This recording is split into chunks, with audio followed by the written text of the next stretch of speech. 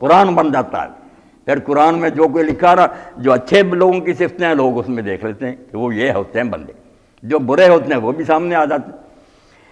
رسول یتلو علیکم آیات اللہ مبینات، اور یہ رسول اپنی طرف سے کوئی بات نہیں کرتا، نہ یہ اس کی اپنی عقل و دانش ہے، اس میں بھی غلطی ہو سکتی ہے بشر، یہ تو اللہ کی طرف سے کلام اتر رہا، واضح آیات جس میں کوئی ایچ پینچ نہیں، کوئی ابہام نہیں، کوئی گول مول بات نہیں، کلیئر صاف ستھرا کلام اترتا اللہ کی طرف سے، وہ یہ رسول پڑھ کر سنا دیتا۔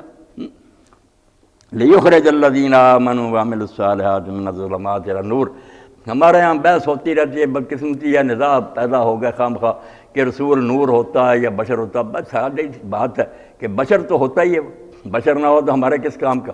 اگر کوئی اور مخلوق آ جائے اندر سے کچھ اور ہو، اوپر سے بشر بنا ہوا، ہم تو اللہ کا منہ بند کر دیں گے کہ ہم سے کیا مطالبہ کرتا ہے کہ اس کی سنت کی پیروی کرو، اس کے نمونے پر چلو، کوئی انصاف کی بات کر رہا ہے؟ ہم بشر، یہ ایک اور مخلوق، ہم سے یہ کام ہوتے ہیں؟ تو یہ دراصل اس جڑ کو کاٹنا چاہتے ہیں جس پر نبوت کا سارا کارخانہ کھڑا، کہ نبی اسی لیے انسان میں آتا ہے کہ کوئی کہہ نہ سکے دن قیامت کے کہ ہم سے یہ کام نہیں ہو سکتا۔ وہی خواہشیں، وہی جذبات، وہی سارے گناہ کے بھی اس کے خیالات، اندر سب کو وہی ہوتا ہے، وہ اپنے آپ کو ایک نیک نمونہ اللہ کی رہنمائی بنا کر دکھاتا ہے، اس لیے نور ہوتا، رہبر اور پیشوا ہونے کے لحاظ سے بالکل نور ہوتا ہے، مگر ہوتا بشر ہے۔ تو اللہ کہتا ہے، کئی جگہ یہ بات آئی کہ اللہ کے کلام کے ذریعے ایمان والے اور نیک آدمی جو اندھیروں سے نکل کے روشنی میں آتے ہیں۔ اب کیا کہ مسلمانوں کے گھر میں لائٹیں چلتی رہتی ہے دیر رات، اور کافروں کے اندھیرے، اور کیوں نہیں سمجھتے کہ لفظوں کے مختلف موقعوں پر مختلف معنی ہوتے ہیں۔ یہ جہاں ہدایت کے بارے میں آتا ہے کہ اندھیروں سے نکال کے روشنی، جہل اور کفر کے اندھیرے، کہ کوئی جاہل ہیں، کوئی کافر ہیں، کوئی منافق ہیں، ان اندھیروں سے نکال کر ایمان، تقوی، پرہیزگاری کی روشنی میں لاتا ہے ہدایت کا نور۔ اس لحاظ سے تو سراج منیر ہے، چھوٹا نور نہیں، آسمان کا سورج ہے، سب سے بڑا نور کہ دنیا کو روشنی بخشتا ہے، مگر ہوتا بشر ہے۔ آگے فرمایا کہ جو پھر یہ رسول کی بات مان لیں گے، وَمَن يُؤْمِن بِاللَّهِ وَيَعْمَلْ صَالِحًا يُدْخِلْهُ جَنَّاتٍ تَجْرِي مِن تَحْتِهَا الْأَنْهَارُ، جنہوں نے مخالفت کی دنیا میں تباہ ہوئے، آگے دردناک عذاب تیار ہے۔ جو اللہ کو مان لیں گے پھر نیک کام کریں گے، اللہ ان کو باغوں میں داخل کرے گا جن کے نیچے نہریں بہہ رہی ہوں گی۔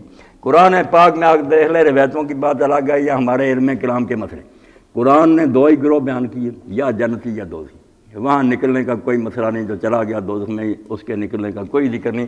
یہ حدیثوں سے پتہ چلتا ہے کہ گناہ گار جو آ جائیں گے، قرآن نے دو ٹوک بات کی کہ جو ایمان لا کر نیک کام کریں گے جنت میں جائیں گے، ہمیشہ رہیں گے، جو برے کریں گے لوگ کام وہ دوزخ میں جائیں گے۔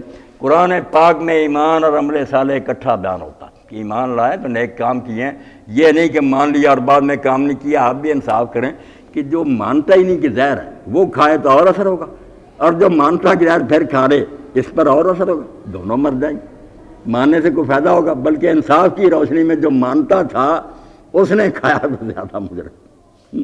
اس لیے کہا کہ جو اللہ کو مانے اور نیک کام کرے ان کو اللہ باغوں میں داخل کرے گا، نہریں بہہ رہی ہوں گے ان کے نیچے، کہ وہاں خشک سالی نہیں ہوگی۔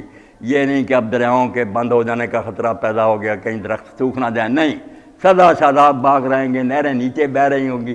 اور یہ منظر بھی بڑا دلکش ہے کہ درخت ارد گرد اگے ہوئے ہیں، نہر درمیان سے گزر رہی ہو، کتنا خوش منظر ہوتا۔ خالدین فیہا ابدا، اور یہ بھی نہیں کہ سیر کے لیے گئے کمپنی باغ میں پھر نکل گیا، نہیں، وہاں یہ لوگ ان باغوں میں ہمیشہ رہیں گے، اور موت بھی کبھی نہیں آئے گی، ابدا، ہمیشہ ہمیشہ وہاں زندہ رہیں گے۔ تو یہ انجام ٹھیک ہے، یہ لینا چاہتے ہو، یہ وہ عذاب والی بات ٹھیک ہے۔ قد احسن اللہ لہ رزقا، اور جو لوگ یہ کام کریں گے اللہ نے ان کے لیے بہترین رزق تیار کر رکھا ہے۔ یہ دنیا کے رزق کے پیچھے ہلکان ہو رہے ہو کہ گڈیاں نوٹوں کی آ جائیں، بینک بیلنس بڑھ جائے، کیا چھوڑ کر مر جاؤ گے، موت آ جائے گی، دھرا رہ جائے گی سارا۔ وہ رزق جو تیار ہو گیا ہے وہ حاصل کرنے کی کوشش کرو کہ جنت کے مالک بن جاؤ، محلوں میں ہوں، خادم فرشتے ہوں، غلمان گھوم رہے ہوں، وہ نہیں اچھا؟ اور آگے پھر اللہ تعالیٰ نے بات بیان فرمائی کہ دو باتیں جب تک اللہ کے بارے میں نہ ذہن میں بیٹھیں دین پر عمل نہیں ہو سکتا۔ اس لیے فرمایا اللہ کون ہے جس کا حکم ماننے کے لیے کہا جا رہا ہے۔ یہ سورۃ طلاق ختم ہو رہی، اللہ الذی خلق سبع سماوات ومن الارض مثلہن، یاد رکھو اللہ وہ ہے، چھوٹی موٹی ہستی کی بات نہیں، سارا جہان اس کا ہے، اسی نے آپ بنایا، 7 آسمان بنائے اس نے، اور زمینوں میں سجونی کی طرح بنائی۔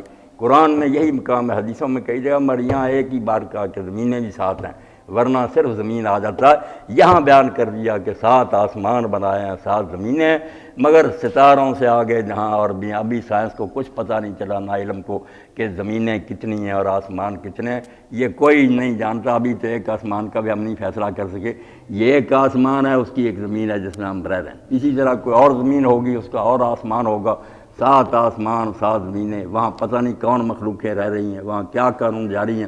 تو اللہ فرماتا ہے آسمان 7 بنائیے، اس لیے بتانے کے لیے کہ یہ نہ سمجھ لینا کہ بس جو ہم دیکھ رہے ہیں چھوٹی موٹی اتنی حکومت اللہ کی، تمہارے اندازوں سے بہت بڑی کائنات ہے جہان۔ 7 آسمان بنائے اس نے اور 7 زمینیں بنائی ہیں، یتنزل الامر بینہن، ان آسمانوں اور زمینوں میں اس کے حکم جاری ہیں، اسی طرح شریعتیں اترتی ہیں، اسی طرح فرمان اللہ کے وہاں نافذ ہوتے ہیں۔ 2 باتیں یاد رکھ لو اس اللہ کے بارے میں، لِتَعْلَمُ أَنَّ اللَّهَ عَلَىٰ كُلِّ شَيْءٍ قَدِيرٌ۔ ایک تو یہ بات دماغ میں اٹھاؤ کہ تمہارا خدا بے بس اور عاجز نہیں ہے، وہ ہر طرح کی طاقت کا مالک ہے، جو چاہے کر سکتا ہے۔ اس لیے یہ سوال جو نا کہ مر جائیں گے، مٹی ہو جائیں، کون دوبارہ زندہ کرے گا، سارے اس وجہ سے پیدا ہوتے ہیں کہ تم اللہ تعالیٰ کی قدرت پر ایمان نہیں رکھتے، اس کی پاور نہیں مانتے کہ جو جتنی بار چاہے فنا کرتا جائے اور بناتا جائے، وہ خدا نہیں ہو سکتا جو ایک بار بنانے کے بعد پھر نہ بنا سکے۔ تو جان لو کہ اللہ تعالیٰ جو چاہے کر سکتا ہے، اور یہ بھی جان لو کہ اللہ تعالیٰ کے علم میں ہر شے ہے، کوئی چیز اس سے چھپی ہوئی نہیں ہے۔ اس لیے جو تم اس دنیا میں کرو گے، 7 آسمان اور 7 زمینوں، کسی کونے میں جا کر کرو، اللہ وہ جانتا بھی ہے، تمہاری نیکی کی بھی خبر ہے، ایک رائی ضائع نہیں ہوگی، اور تمہاری برائیاں بھی چھپی نہیں، اس کا بدلہ مل کر رہے گا۔ جان لو کہ اللہ تعالیٰ کے علم میں ہر شے ہے اور وہ ہر شے پر قادر ہے۔ یہ 2 باتیں ذہن میں بیٹھ جائیں تو انسان پھر راہ راست پر قائم رہتا ہے، اور ان سے اس کا اعتقاد متبدل ہو جائے تو بربادی اور تباہی ہے۔ سورۃ الطلاق ہے، 28واں پارہ ہے، اور اس کا یہ آخری رکوع ہے، دوسرا آیت نمبر جو نا 8 سے شروع ہو کر 12 تک جاتی ہے۔ تو اللہ رب العالمین نے راستہ کامیابی اور نجات کا بتا دیا کہ اس دنیا میں صرف انبیاء علیہ السلام کی پیروی، ان کا دامن پکڑنے میں دنیا کی بہتری ہے، اسی میں آخرت کی بہتری ہے۔ بات پہلے بھی ہوئی تھی کہ اللہ تعالیٰ نے انتظام سارا انسانوں کے لیے کر دیا، مگر کسی شخص کو خود کفیل نہیں بنایا کہ میں ہی ڈاکٹر ہوں، میں ہی عالم ہوں، میں ہی فرسی ہوں، نہیں، اس طرح ہی ہے کہ مل جل کر کام چل رہا ہے۔ سارے لوگ نبی نہیں بن سکتے، سارے لوگ امتی نہیں رہ سکتے، کچھ رہبر بنائے ہیں، کچھ کو ان کے پیچھے چلنے کا حکم ہوا۔ جیسے علاج میں ہے کہ کوئی ڈاکٹر پیدا کر دیے ہیں، کچھ بیمار ہیں، بیماروں کا کام ہے ڈاکٹر ڈھونڈے، اس پر اعتبار کریں۔ اسی طرح جو نئی دین جانتے، وہی نہیں آتی، ان کا کام ہے نبی کو تلاش کریں، نبی کے بارے میں فیصلہ کہ جس نے اعلان کر دیا کہ میں اللہ کا نبی ہوں۔ یہ سمجھ لیں اتنا بڑا مسئلہ اٹھ کھڑا ہوا کہ دنیا کی قسمت کا فیصلہ اب اس سوال پر رہ گیا کہ اگر سچا ہے تو مان لو، بچ جاؤ گے، اگر جھوٹا ہے تو انکار کرو، ورنہ سچا ہوا اور نہ مانا تو یہ معمولی نہیں، یہ اللہ تعالیٰ کا نمائندہ ہے، زمین آسمان کے مالک کا نائب ہے، اس کی نافرمانی جو ہے اس سے سوائے بربادی کا اور کچھ نہیں ہوگا۔ اس لیے رسالت، حکیم صاحب بھی فرما رہے تھے، بالکل ٹھیک ہے کہ بنیادی مسئلہ جو ہے یہ ہے کہ یہ شخص رسول ہے یا نہیں۔ رسول ماننے کے بعد سوال ختم ہو جاتے ہیں، تم اندھے ہو، پتہ چل گیا یہ سوانکھا ہے، رہبر ہے، دیانتدار ہے، بس اس کے پیچھے چلتے جاؤ، پھر قدم قدم پر سوال کا کیا حق، دین نے یہ کیوں کہا، یہ کیوں کہا، یہ موقع نہیں ہے۔ بس یہ تسلی کرنے کا حق ہے کہ یہ بندہ قابل اعتبار نظر آتا، جو اس وقت تھے انہوں نے بھی دیکھا، ان کے تو سامنے تھے، اب جو نہیں ہے ان کے سامنے آپ کی سیرت بالکل مکمل ریکارڈ مستند حوالوں کے ساتھ موجود ہے۔ ہر آدمی پوری دیانتداری سے، پوری محنت سے جان سکتا ہے کہ آپ کی زندگی میں کوئی دبا نظر آتا، کوئی ایسی بات شبے کی نظر آتی ہے کہ آپ کو رہبر نہ مانا دے۔ اگر ایسی کوئی بات نہیں تو پھر کامل یکسوئی کے ساتھ، پورے اطمینان اور تسلی کے ساتھ آپ کا دامن پکڑے، جو آپ کہیں بسم اللہ کر کے وہ کرتا جائے۔ جیسے حکیم کا نسخہ استعمال کرتے ہیں، وہ کبھی سینکیا بھی کہہ دیں نا کھا لو، تو آپ کھا لیتے ہیں ایسے استعمال پر کہ حکیم میرا خیر خواہ۔ تو رسول علیہ السلام تو سب سے بڑا خیر خواہ، رؤوف الرحیم، اس سے بڑا خیر خواہ امت کا کون ہے؟ اللہ توفیق دے۔ نبوت اور رسالت اللہ کا سب سے بڑا انعام ہے۔